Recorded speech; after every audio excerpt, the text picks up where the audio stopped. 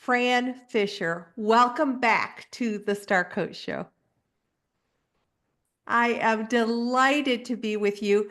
Fran is one of the most listened to guests on this show. Oh, You were episode 107. And I don't know everybody's episode number by heart, but I know yours by heart because people are consistently saying, what's that episode that you had with Fran? It's 107. What we did at that point was zero in on the coaching agreement. What is involved in the coaching agreement? And we were going to redo it. And you and I listened to it again and we're like, we covered everything. There's really no reason to redo that episode, but it is hands down the most listened to. So now we're over 420 episodes, and wow. that's still one of the most popular episodes ever. So thank you for that. Oh, thank you. That's terrific. So I want to tell everybody, I want to remind everybody, if you haven't listened to 107, you want to go back and listen to 107. But today, Fran and I are going to talk about this very important path from PCC to MCC. And so anybody who is listening and is like, what's a PCC? What's an MCC? Through the International Coaching Federation, there are different levels of coaching certification, beginning with associate certified coach, ACC, then professional certified coach, PCC, then master certified coach. And that path from PCC to MCC is really quite a heavy lift. And Fran is an expert in that, and that's what we're going to talk about today.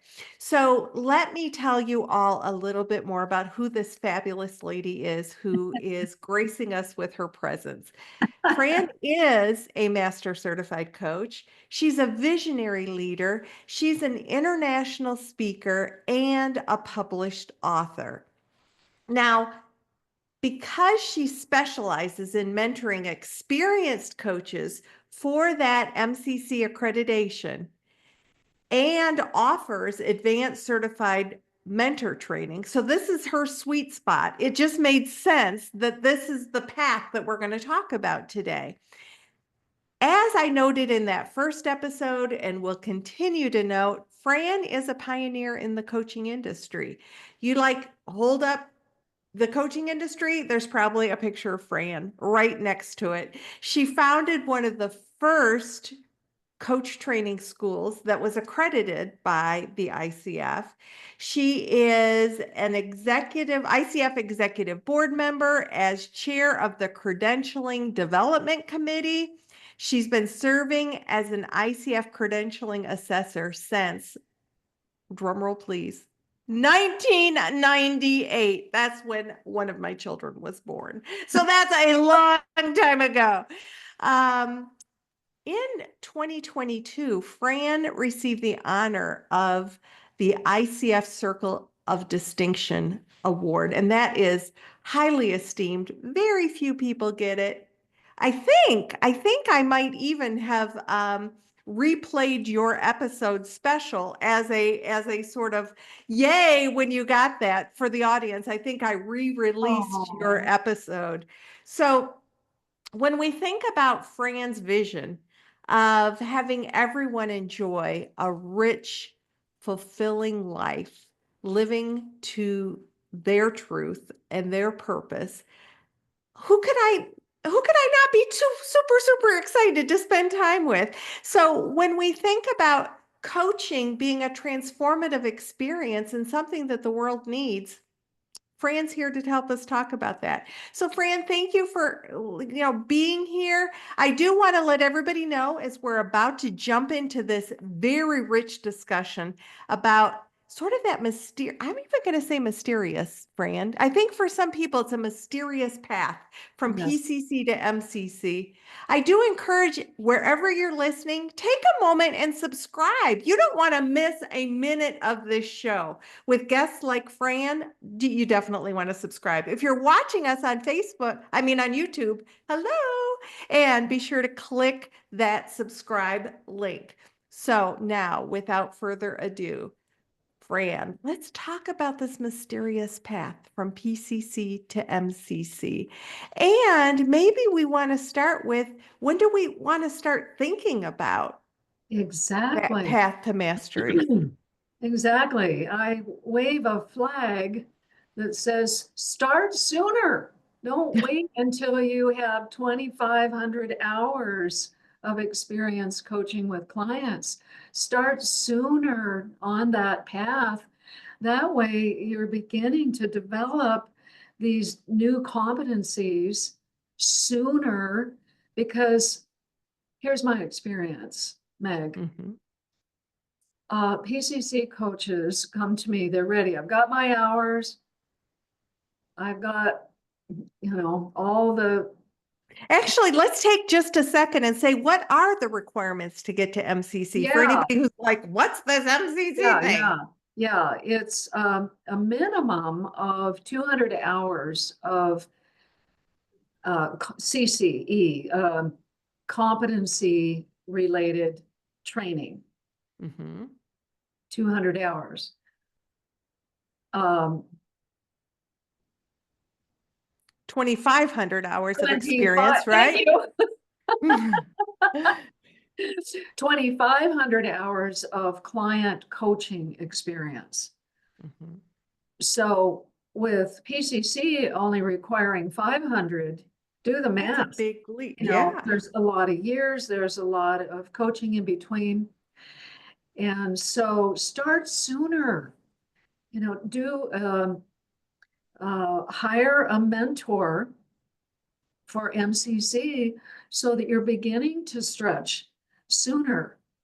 And I'm going to go into some depth here about how shocking it is for some coaches to discover what MCC, what the expectations are and what the threshold and the bar is and what it looks Right. So you said these PCCs come to you, they're like, okay, I've got my 2,500 hours. I'm ready to go. Mentor me into MCC. And they might think that they're just like right on the threshold. And then what do they learn? well, and not only that, they will so often say, well, my PCC is about to expire in the next 3 months, so I want to get her done. Yeah. So instead of No. renewing my PCC, I'm just going to go for my MCC. So Yeah, let's just check that box, right? yeah, yeah. So um, relax, slow down. If it's, I mean, I will not, quite frankly, Meg, I will not support a coach who's taken on a sense of urgency to achieve their MCC. It is a deep personal growth, spiritual path. And there's a lot of new learning. There's typically a great deal of unlearning, changing habits. We'll get into those. Okay. And so it doesn't work to put a sense of urgency on themselves. Doesn't work. In general, Fran, so we want to give ourselves time to relax into the process. Like you said, we'll talk about what we need to unlearn, what we need to think about differently, what mindset goes along with an MCC. In general, in your many years of experience doing this, what's sort of, and I know everybody's different, but in general, like what's maybe a typical path towards in as much as getting it done in less than 6 months is or and maybe there isn't a good answer for that, but I'm just curious what your experience has shown you. Let's average a year. Okay. Yeah. Uh, no, I offer one-on-one and small groups. And it depends on your learning style. Mm-hmm. Um, with my one-on-one path, we go a lot deeper and it's more customized. Whereas in the group, we're kind of methodically going through the competencies and they don't get quite as much one-on-one Right, customizing. because it's small group. Yeah, Yeah. yeah. So that's something to consider. But yeah, taking the time and then you're going for 2 recordings to submit. And there's a lot of practicing. What are the kinds of things that are being listened for at the MCC level? Because we've got the same competencies, but so we don't change competencies from ACC to PCC to MCC. We've got the same group of competencies, but the way that the assessors are listening is very different depending upon the level you're going for. Would you say that's accurate? Yes, that's a good way to put it.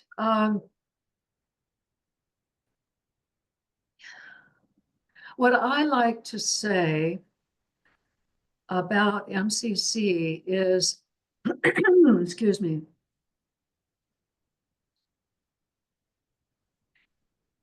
long answer. Okay. When we started in the beginning, you remember it was coaching is client-centered, right? We knew that right from the get-go, client-centered. Well, we started on that path and we learned skills and competencies, how to facilitate a client-centered conversation for a client's transformation. And then we developmentally learned to the PCC level, what's even more effective and efficient and even more client-centered. When we get to MCC, you won't even recognize what client-centered means now at the MCC level. Ooh, that sounds a little mysterious. Yeah, so you are the space of the client's greatness. You're a space. You're not doing coaching anymore. You are being a space for the client's greatness. So let me give you an example of Please. how that would be different. At the ACC and PCC level, we really honed in on reflecting what the client said. And we were schooled on how powerful that is. And we saw the power of it. It has power, reflecting the client's words, reflecting what they said.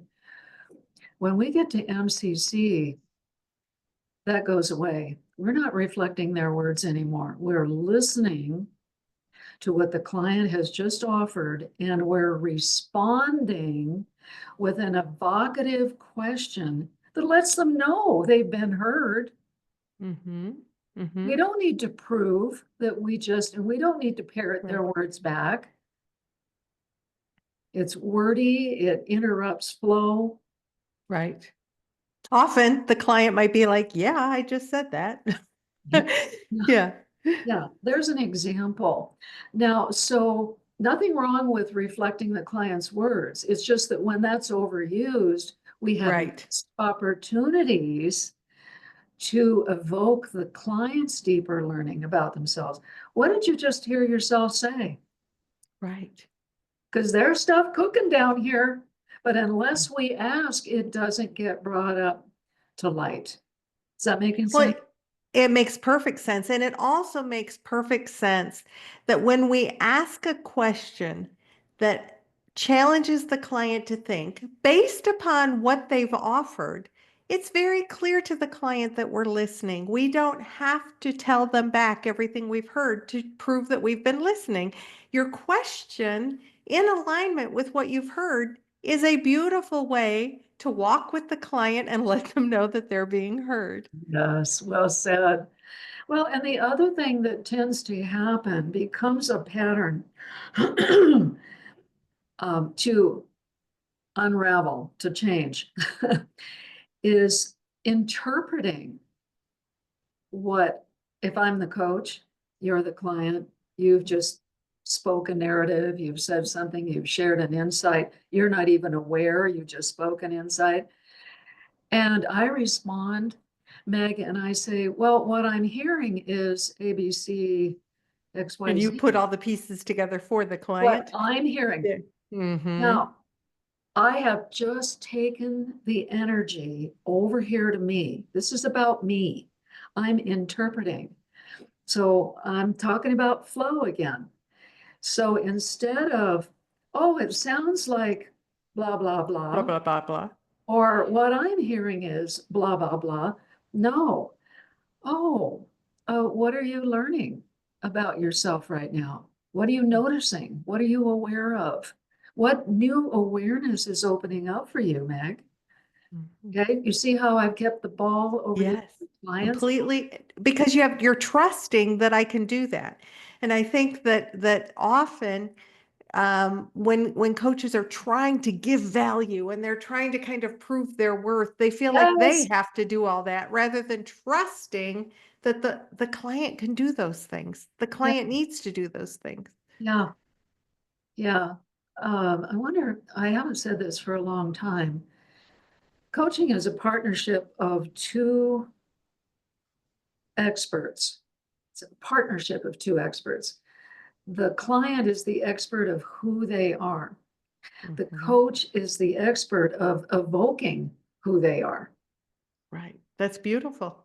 And that's what an MCC recording should exhibit. Yes, yes, yes. So I like to call that, you know me and my spirituality, I like to call it a spiritual path because we are, um, we're, we're shifting from an ego-based habitual behavior. Ego, just like you said, I've got to prove my value. Mhm. Um, I need to share my insights. Okay, these, Mhm. ego based, these are about me. Mhm. I'm hearing, it sounds like this is all about Right. me. Okay, so we're shifting away from that mindset, that habitual pattern mindset, to being the embodiment of a soulful based mindset. Love that. Love that. So what I and I have to apologize for just a second. Fran, I'm going to pause us for just a second because I just got hijacked into another recording and I've got to find it and stop it. There's something talking in my ear. This is very embarrassing. Sorry about this. Oh, take your time. Well, that's so weird. It just started it was actually a mentor session that I just did prior to you, but it went away and it's here. Okay, where is it? I can't stop it. There we go. Okay. Thank you for that. I apologize. I was like, it's really hard to pay attention to Fran when I've got another Oh, coaching session playing in my ear. So I'm sorry for that. Okay. So let's go back to, yeah, so picking up right where we were. So letting go, there's letting go of the ego in the driver's seat, nothing to prove. We don't need to be the hero, okay? And we've got to stop doing the work for the client. We're doing way too much work for the client. Well, interpreting, that's doing work for the client. And it's intervening in the flow, the energy flow. An example of doing work for the client is when the coach summarizes, oh, so you've covered this, and this. No. Would it serve you to summarize your ideas, your learning, your, fill in the blank? Would it mhm, serve you to summarize those intentions right now? Offer choice. Invite the client to lead. offer choice. Love that. Love that. Yeah. What else do we need to consider? Because so first of all, it's that it's not only a behavioral shift or the way of being shift, it's a belief shift in a way of of what the value of coaching and the being of the coach. So You know what? what go ahead. Yeah. Yeah. So we've come full circle, except that we're at a whole new level of, um, belief, behavior. It's called empowerment. Coaching was always about empowering the client.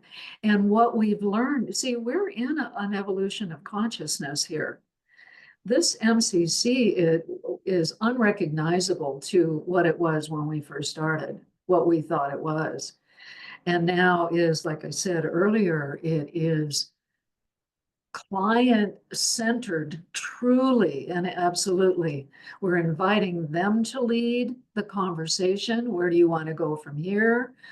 Offering them choices. We're not leading. At ACC and PCC, what often the meter of a conversation was, coach asks a question, client responds. Coach asks the question, client responds. Coach asks, if you see what I'm saying? I see what You're you mean. leading the whole conversation. We're Mhm. coming up with, oh, I got to come up with these great questions. No, not anymore. This higher order of empowerment is inviting the client to lead, honoring their sovereignty, their autonomy, calling it forth. Just to add for clarification, when you say we've learned, you're talking about the coaching industry has Yeah, sort of evolved. yeah, exactly. So Yes. good. So Yeah. what else are you talked about we need to unlearn some things. And I think we've sort of implied that a little bit through some of what we're talking about. But what are some of the things that you're seeing people need to unlearn and sort of approach from a whole different masterful level? Um, yeah, I have a whole list of examples here before me. I've prepared. And I would love to preface that a bit with Okay. what what do mentees love about the process? Let's talk about that Yeah, side. let's talk about that. Yeah. Yeah. Now, this is my own experience, but I'd just love to share with you um, what, yeah, there's some hard work and there's some changes and mentees will get discouraged along the path and then, they make, yes. And what do they love about it? Um, they get lifted, they get lifted with this idea of you are the space for the client's greatness. It's it's enlightening, it's lifting, it's yes, that's who I want to be being. Help Yeah. me, Fran. Yeah. Yeah. And so this new mindset includes leveraging silence. And there's a difference between giving them the space to talk. Okay, that's great. That's good. We're not interrupting and, giving them the space. Leveraging silence is qualitatively different. We are holding silence, allowing that client to process. We can see in their body language, if we're watching it on screen like that, we can see they're still thinking. Eyes are looking up here. We give them this rich space of silence. So my mentees are loving. Some people are really scared about silence. I got to fill it in. This is awkward. And when they learn and they see the empowerment that is for the client, it's just so rich and it's so much easier to do. Learning how to be willing not to know. That's a biggie, letting go. Willing not to know, like, I just don't know. And I think that being willing to not know, once again, that ego comes in. So you've got to have a level of confidence in the process, in who you are as a coach, and just in that the client is whole and resourceful to be able to be in a Yes, place of not knowing, right? That you yeah, don't have to know. no, you don't have to know, and you don't have to pretend and be that way. Anyway, we made the Mhm. point. It's, Right, yeah. right. Um, what they find out when they get into the process is this is less work. And they go, oh, I've been working too hard. Love that. Yeah, and they just lighten up. Yeah, yeah. So, yeah, okay. So I've So got, that's what they love. And when they come, let's talk a little bit about that space between coming to see you before they start loving, right? Like there's got to be an invitation into their learning or their growth, their because it's it's a yes, big deal. yes. So when I interview a potential mentee, Mm-hmm. one key thing that I want to hear and I want to know. So I'm vetting them. Them as well. Yeah. I'm vetting them. And what I want to hear is their motivation. I ask the question, what is your motivation for wanting to go for MCC? Mm-hmm. Oh, I want to continue on a personal growth path. I want to grow. I want to learn. I want to become an even better human being, embodied, you know, in a higher, plane. That's what I want to hear. If Uh-huh. they say, well, I always go for the top level of whatever field I'm in. I've got to have that certificate on the wall. That's what's important. I have said it, Med. I said, well, I'm not the mentor for you. And I say that because I learned that the hard way. Over the years, I had two clients who wanted the certificate. That was their motivation. And it was too hard work for me. It wasn't a, there I go again, a personal growth, spiritually based Experience. Mm-hmm. motivation. And you've got to have that in order to get through the challenges. Because there are challenges. I have There are many challenges. friends who have done the path, and it is a humbling experience, I think. Oh, if coaching is anything, never mind the path from PCC to MCC, it's humbling for me and for them. I have been so humbled so many times. Oh, right on. So, where did that come from? What did you ask me that I went So there? we were talking about what the space between when they first come in before they like step into the enjoyment of it. There's just this maybe a place of discomfort or a place of not realizing. I think you mentioned this earlier that it was going to be such a growth experience Yeah. and when we stretch and grow, it can be uncomfortable and beautiful. Well, they find out that, well, they get they get to really access and clarify their true deepest motivation, getting a hold of that. And that fuels them, you know, on the Mhm. path. Love that. So where should we go next in this discussion Okay, about the so you path? asked about some of the habits that need to be Revamped. re changed. Yeah. Well, I've already talked about reflecting the client's words. We went through Mhm. that one. Um, and I also already mentioned interpreting what we think they're saying. No, Mhm. no, as soon as I see the words on the transcript, sounds like what I'm hearing is I go, eh.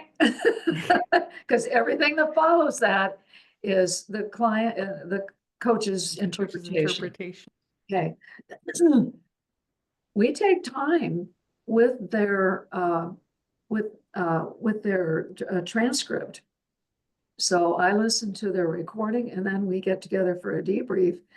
And I have captured those timestamps when they went into interpreting instead of asking an evocative, question. Mm-hmm.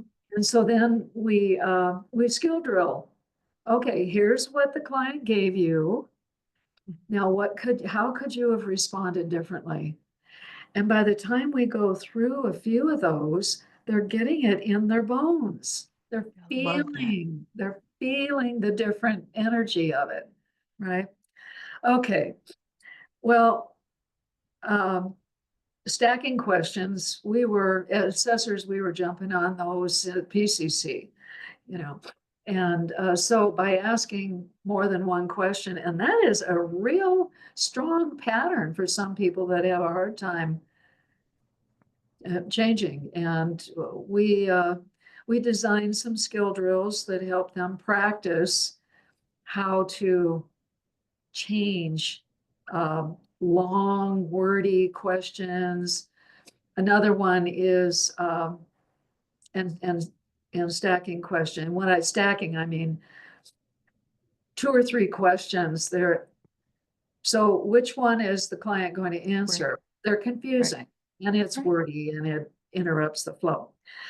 Um, the other one is a lot of coaches have this habit of speaking the context before they ask the question. Can you give an example of that? Um, let's see. So, yeah, so what you said earlier, blah, blah, blah, blah, blah, blah, blah, blah, Yeah, they're bringing, kind of justifying their question by yeah, setting a stage around they're, it versus and just asking the question. I've had mentees tell me, well, I can't trust that the client would remember what they said earlier. Doing the work for the client again, Making an assumption about the client. making an assumption, right? Just ask the question. I always say, ask the question if the client doesn't know or doesn't understand, they'll ask because they're whole and resourceful and they'll say, I Exactly. don't get that. What do you mean? Yeah, exactly. So that's another one.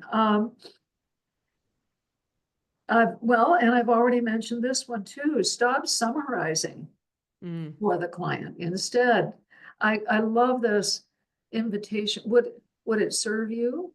Would you like to? Would you like to? Would it be helpful if hmm you summarized, what you've learned so far, or fill in the blank? Maybe Right, right. it's action steps or whatever. Um, yeah. Oh, oh, here's a biggie. Intuition. There's such a mindset that believes that my intuition is true. That's what, it may be, but it hasn't come from the client. So an extreme of this was a mentee of mine. I was listening to a recording, and 5 times in that conversation, she asked, may I offer my intuition? 5 times, may I offer my intuition? And so I pointed out to her, um, you're not asking the client first.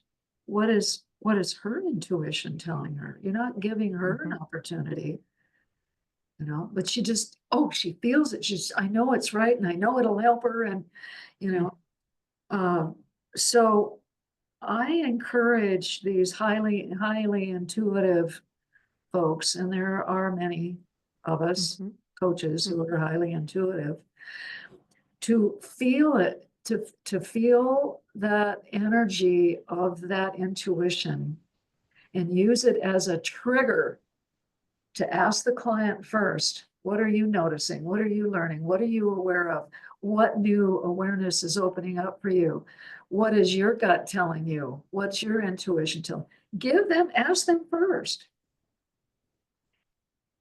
And I love, so you are saying that, yeah, I'm interpreting that, that it's okay. you want to always invite the client first. But I think I'm hearing you say it's not that we never can offer, but we're offering without attachment. And our intuition might not be right. Invite the client to share first. Right, because it's a pattern of Mm-hmm. intervening on the client's flow, not so. You're absolutely right, Meg. If the coach asked, may I offer my intuition? If they did that one, it's not at once, fine. But this was a pattern. Mm-hmm. Yeah, Yeah. this was a pattern. And it raised her awareness of, oh, I am, um, these are missed opportunities to evoke the client's noticing, thinking, feeling, What's coming up for in their them? Yeah. own vocabulary, their own words. Yeah, and go from there. Mm, Yeah, love that. yeah. And intuition is evoking wholeness, and that's a biggie. You know, it's in the PCC markers. Acts in response to the whole person of the client. And there's lots of reference to wholeness here in the new MCC behavioral statements as well. A couple of places. Genuine curiosity about the client as a whole person, for an example. So whole person, values, strengths, beliefs, learning, um, perspectives, what else? Acknowledging who the client is Right. being. And this is one thing I can say confidently that most of my mentees have to develop that further, Mhm. beyond just what are you thinking and what are you feeling. Right. It's not enough at the MCC level. We're really expecting a lot more depth of wholeness getting evoked. And what that does is it helps the client to discover resources within themselves that they're not aware of until, you know, the coach invites their access. And that is another level of learning for our clients about I themselves. want everybody to hear that. Invite their awareness. I just love that phrasing. Invite their awareness.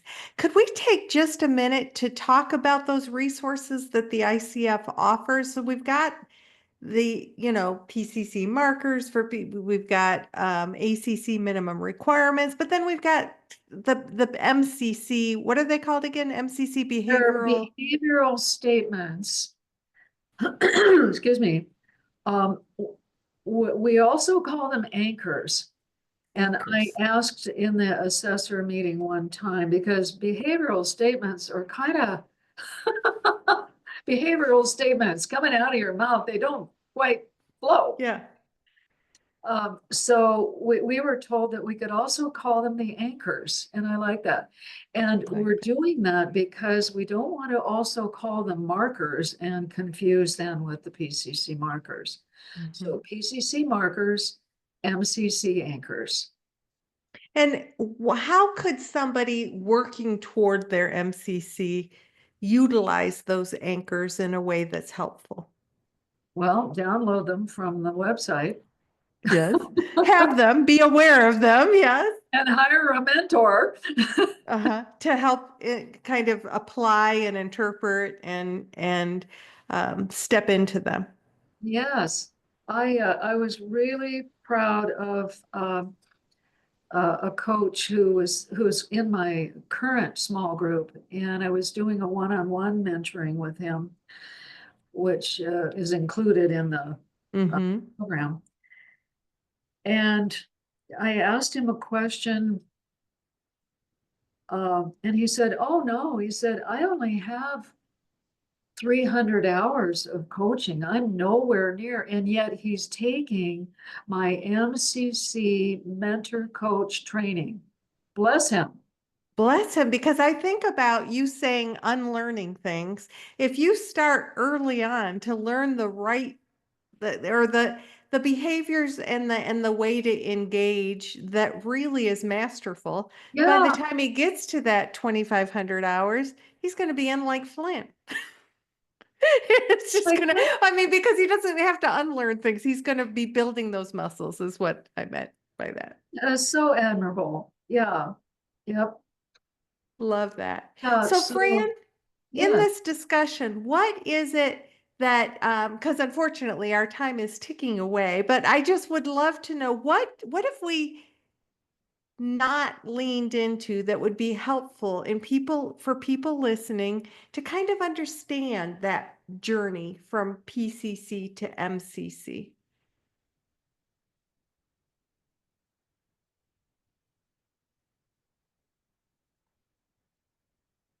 ask me again.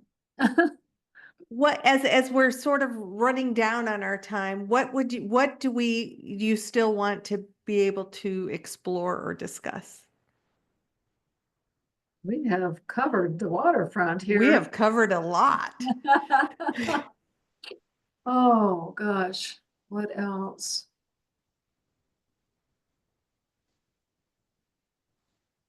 See, you're holding the silence for me. Great demonstration.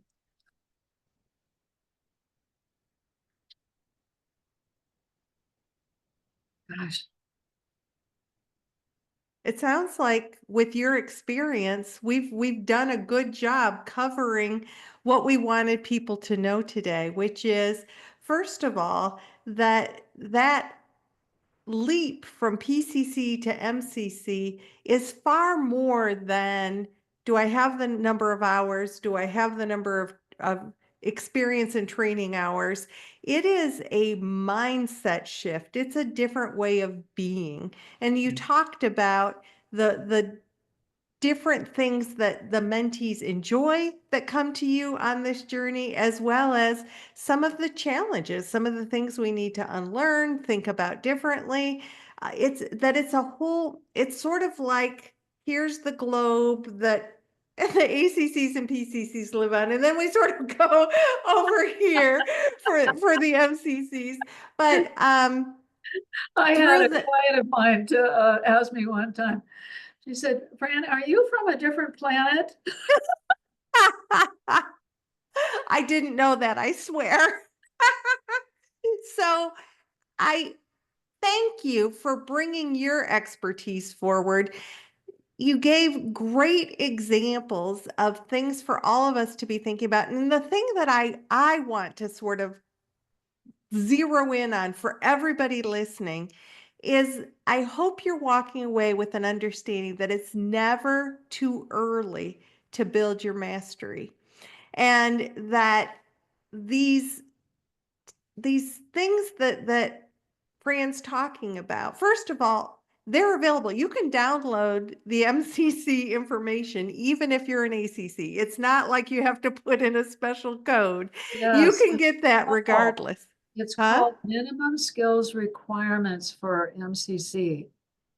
Okay. I call it the mothership.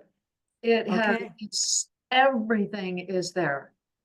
So good. And Really so well. why not have that path? If we know what our destination is, we can better walk the path to that.